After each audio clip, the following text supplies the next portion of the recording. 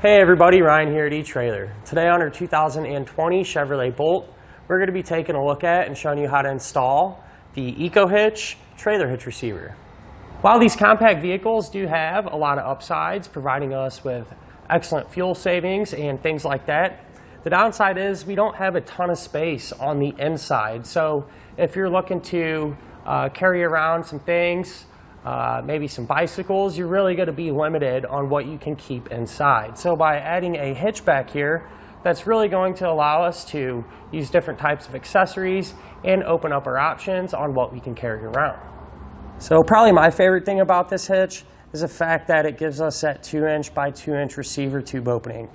That's not something you see readily available for smaller cars like this. A lot of times your only option is that smaller 1.25 by 1.25 hitch. So by having this larger opening, that really allows us to use pretty much any type accessory that we want. And it doesn't look out of place on the back of the Bolt either.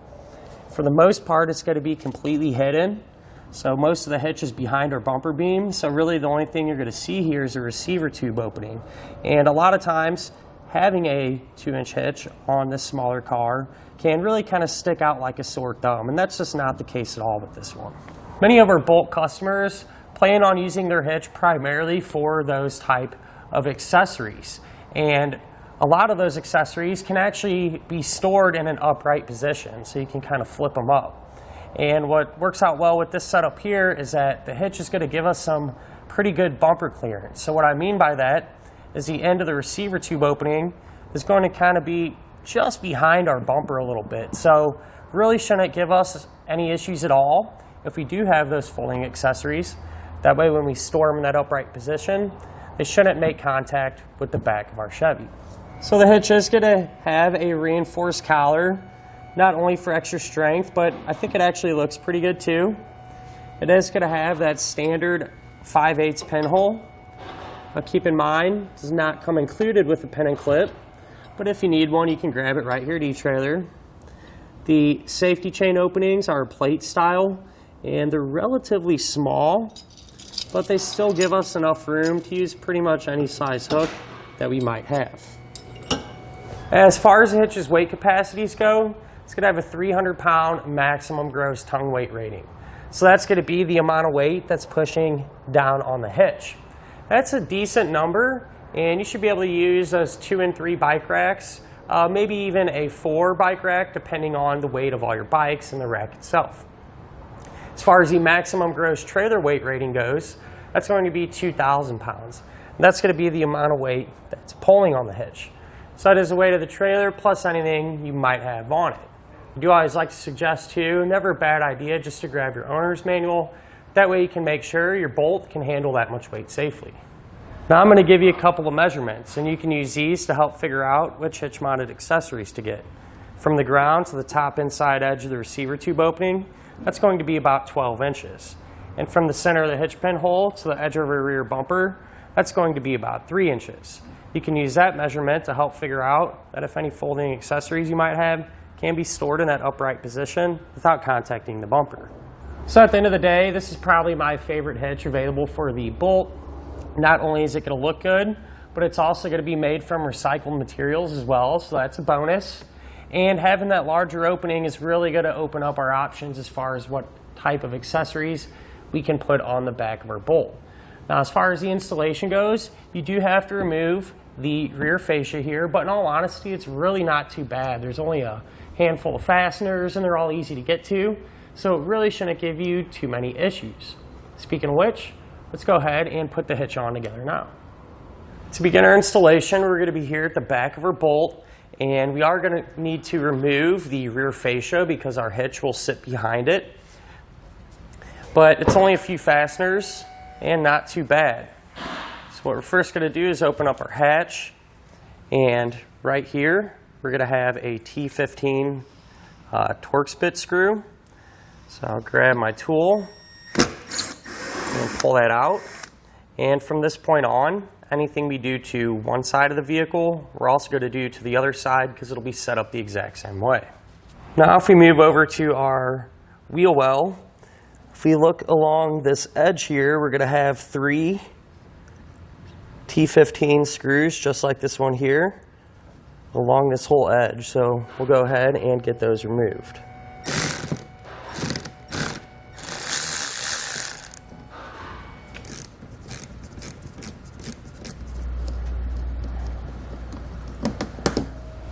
Now underneath of our vehicle, here on the edge, this bottom edge here, we're going to have another T15 fastener as well.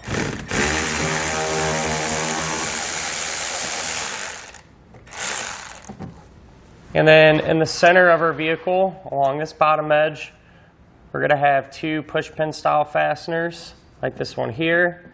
So you can grab a trim tool or a flathead screwdriver, work underneath the head of the fastener. If the head pops out by itself, no big deal.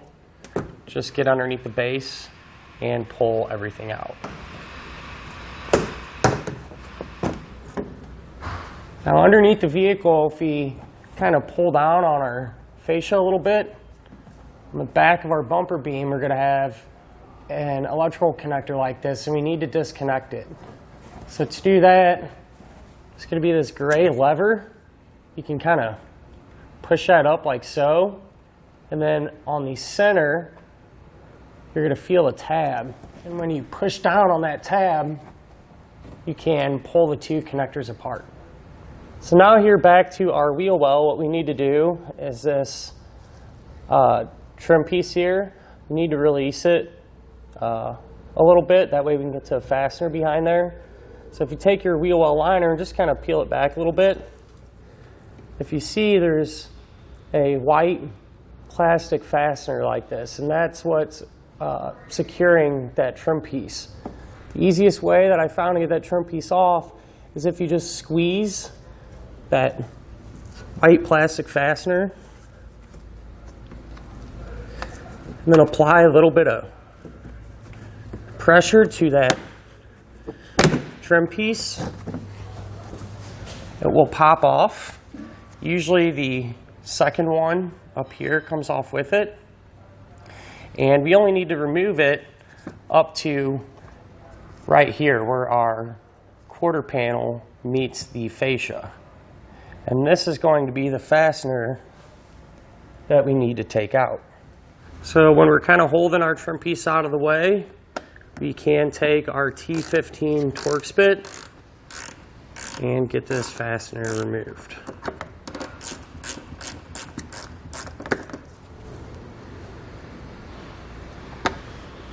Now with an extra set of hands, we can remove our fascia. I went ahead and put some painter's tape along the edge here. That way we don't worry about scratching it. And what you're going to do is start at the corner and just carefully kind of pry up, and that'll release these clips here. If it's really tight, you may need to get a plastic tool like this and kind of help push down on those while you're pulling out. With that said, we should be able to slide our fascia off and set it off to the side. Since we do need to remove our bumper beam, we're going to have some wiring here that's attached to it, so I'm just going to disconnect it. Just some push pin fasteners. You can take your trim tool or a flathead and just kind of pry behind them like so. We get this one here as well. Then we can kind of just set our wiring down and out of the way for now. To get our bumper beam removed, we're going to have 3 15mm nuts. And over here on the driver's side, we're going to have this bracket. And so I'm going to take these 2 off first.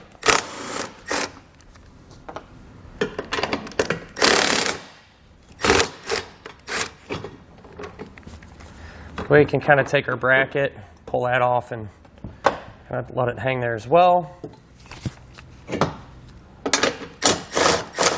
This last one off. I already removed the 3 nuts on the other side. Once we have them removed, we can just slide our bumper beam right off. Now we can go ahead and grab our hitch, and this is going to slide right over those factory studs.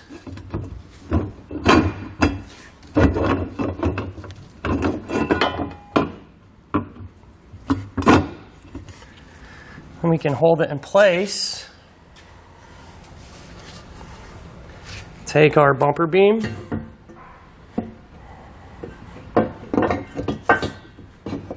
Put that back over. And over here, I'm just going to get these nuts started hand tight. So it'll support itself. And I'll do the same thing over on the other side, except that bracket that we removed. I'll slide that back over the studs as well.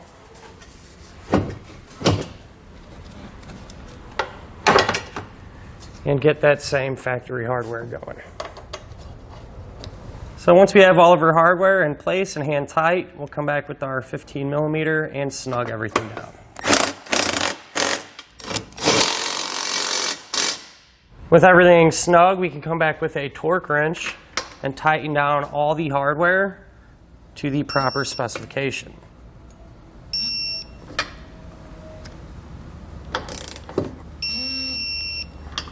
Now at this point, what we can do is trim out this portion here on our fascia. That way it'll clear the hitch. There is a diagram and instructions, and so I went ahead and marked that out here.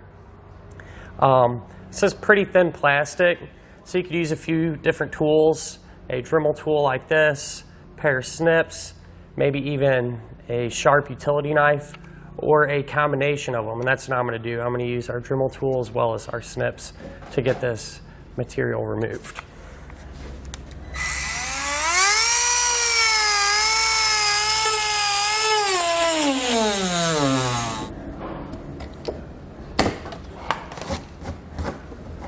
Now that we have our fascia trimmed out, we can go ahead and reinstall it.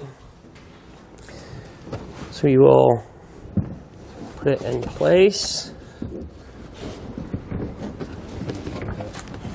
and simply just get everything lined back up in position. And then this will just kind of snap back into position there. So once you have the fascia snap back into place, you can just re-secure it the opposite way that we removed it. And that'll finish up our look at and our installation of the EcoHitch Trailer Hitch receiver on our 2020 Chevy Bolt.